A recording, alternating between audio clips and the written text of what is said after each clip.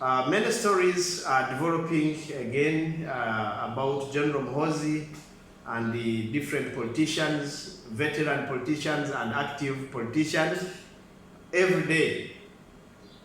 As we are speaking today, General Muhoozi has tweeted like how he has always done on his X handle that he's going to arrest Honorable Miria Matembe and Muzei, who is his father. He normally refers his father as Muzei, that Muzei normally doesn't follow such idiots.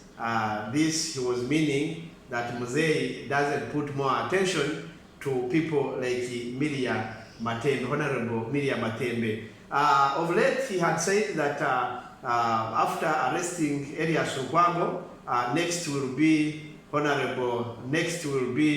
Honorable Ssemujju Nganda and the Honorable Joel Ssenyonyi. So we are waiting to see that. However, we pray that these things stop, because we really love to see our country peaceful.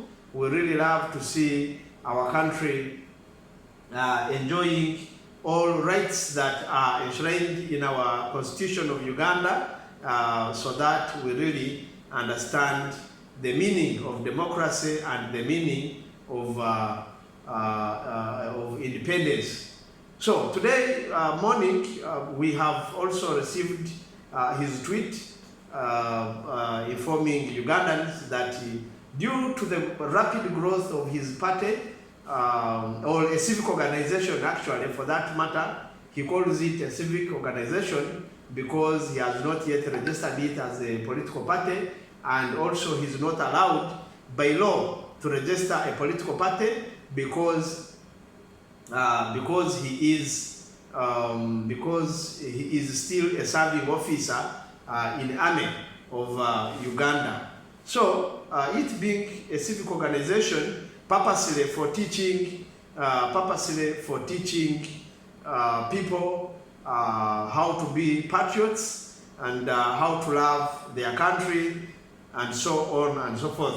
So today he has said, due to the rapid growth of his party, he has decided to open another office for the chairperson of PLU, and he will appoint Honorable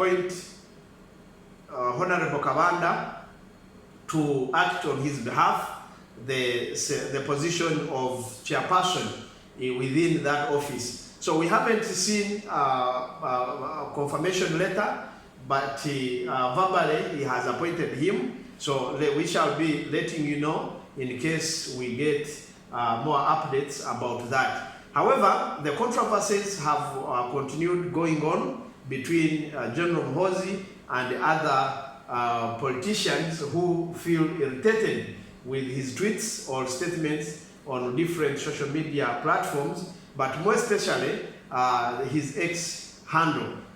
He has always provoked politicians with different statements. Now today we have also seen another tweet coming across or taking rounds on different social media platforms, where he has said that one of the TV stations and the newspaper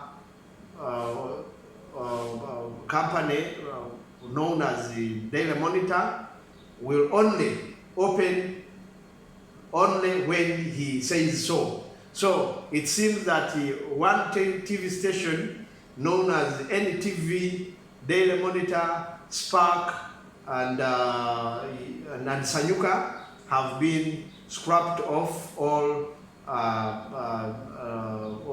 networks in Uganda of Media House. So we don't know how true that is. Those who are watching, maybe you need to let us know whether NTV has been removed off air, Spark and the Daily Monitor, whether it will stop to publish news with effect from today, as communicated by General Muhoozi in his tweet. However, the question now would be, under which law is General Muhoozi doing all this? And if he is to stop operation of these media houses, under which law and under which authority does he really do all this? Because we know that he is a CDF, a chief of defense forces, and his duties must be limited to only security forces.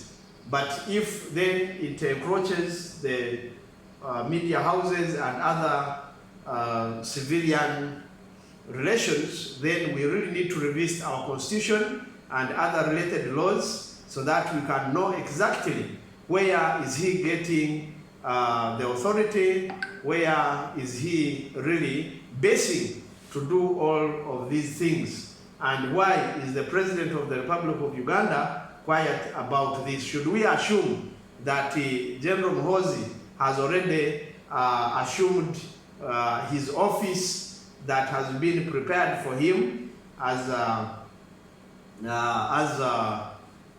president of Uganda or not? I'm asking this in good faith because it is evident that General Muhoozi is now in control of many things in Uganda, and then we really need to know so that we start pledging our allegiance to him so that we don't maybe get problems. However, I would advise that those who are near him, they can try to really give advice that if Uganda is to develop, we need a peaceful Uganda. We need Ugandans to be treated in a human way and to be respected in one way or the other so that they can respect back. Also, we call upon Ugandans to also start respecting all Ugandans regardless of political parties, regardless of religion, affiliation, and all other tribe segments in Uganda. Let us unite and we become one Uganda so that development can really be manifested. So that is all we have had today. We pray that all goes well, and then we see peace and stability in our country. Yes, so we pray that those who were threatened to be arrested, you take care so that you remain at large and you continue with your political activities. As for Honorable Matembe, we at the moment don't know whether she was arrested or she was not arrested, but there were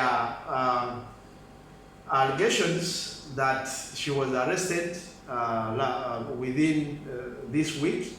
So we don't know yet. We shall find out. However, Honorable Matembe is a known woman in condemning the behaviors of General Muhoozi, which behaviors he terms as bad behaviors and democratic and dictatorship. So we pray that General Muhoozi gets to understand these people and really engage them either in dialogue or in one or the other that fits, that he deemed fit for him and those fellow politicians. I also call upon members of opposition, if possible, we can always call for a dialogue so that we really understand one another. We stop the character of undermining one another, of disrespecting one another. We treat one another as brothers and sisters and as Ugandans. We have to stop this behavior of identifying ourselves as narrow tribal men. Yes, but rather we have to start identifying ourselves as Ugandans, because I believe it is more larger, more important, more valuable to be called a Ugandan than being called a mere tribal person.